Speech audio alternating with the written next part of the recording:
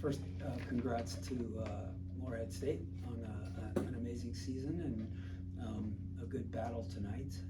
They should be proud of their season, their championship, and then what they brought tonight. Caused us some problems. Obviously, a low block and lots of bodies behind the ball, and in some ways fun to play against, but also in many ways really hard and annoying and borderline frustrating to play against. But like we just told our team, professional performance, had some really good final passes, had some good goals, had some good possession when we moved the ball fast, and I reminded them that this game is hard, and final balls are hard, scoring goals are hard, and we talked about a couple other scores that are going on right now, right? That aren't 5-0. So good performance, good start to our NCAA tournament postseason run. Questions?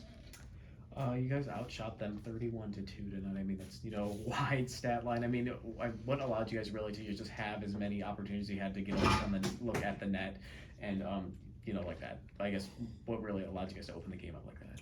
Yeah, I thought at times our spacing was pretty good, and like I said, movement of the ball was pretty good, and a little bit of final passes in behind the line, some decent serves, and some slip balls in behind, and created a number of chances. And the thing I haven't mentioned is, and I said this to our team, we scored 5 goals.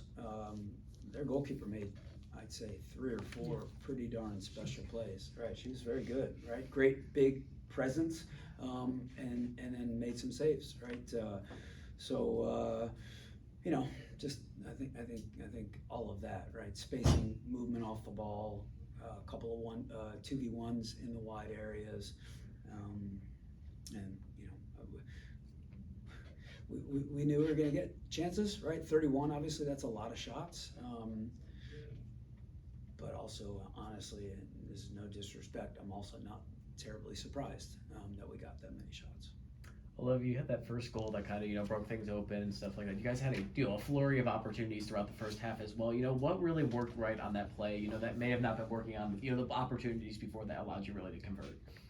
I mean, I think it was us being patient and just keeping possession on the top of the 18 and waiting for slip balls and things to open up. I remember Leah played a great ball to Soph, and with her great controls, she was able to switch it to me on the back post. So I think our patience and our determination will eventually get a goal, then to just keep going. I guess tonight, how important was that patience, in the first half there? You guys have had, the confidence knowing that, the shots and goals were going to come, but, how important was that patience when, it might have taken a little bit longer to get that goal? It's important. I mean, you got to have patience in everything in life, because if you don't, then mentally you can start to get stressed and maybe start to force things. So I think our patience is really important. I think that we really showed it tonight.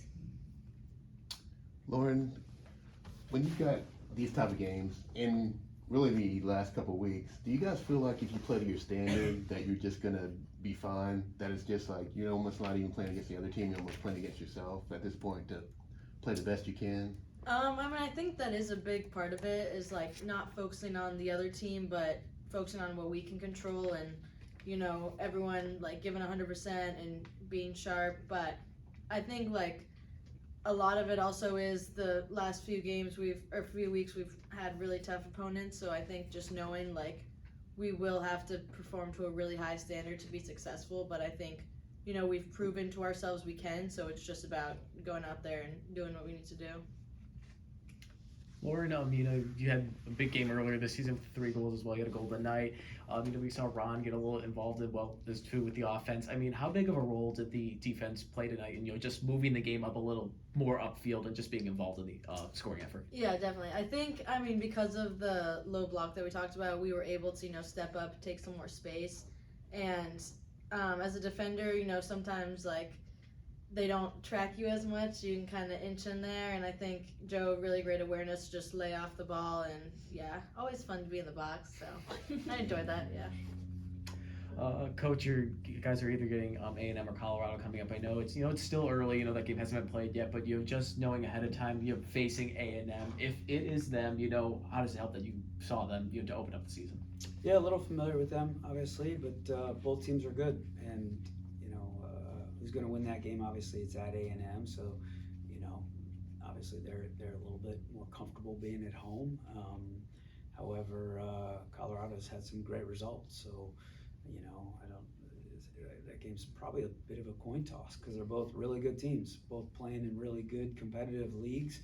A&M, lost in the semifinal of the SEC championship and outshot Georgia like 27-16, and in that semifinal, and then you have Colorado, who, like I said, won a lot of really good games. I don't know exactly what their finish was within the Pac-12, but I think they've won 4 straight coming into the NCAA tournament. Maybe no goals against in that time period, including a 4-0 win against Arizona State, who had just, I think, knocked off USC, and I think Colorado tied USC earlier in the year. So both really good teams. So no matter who we get, we're getting a good opponent. We know that.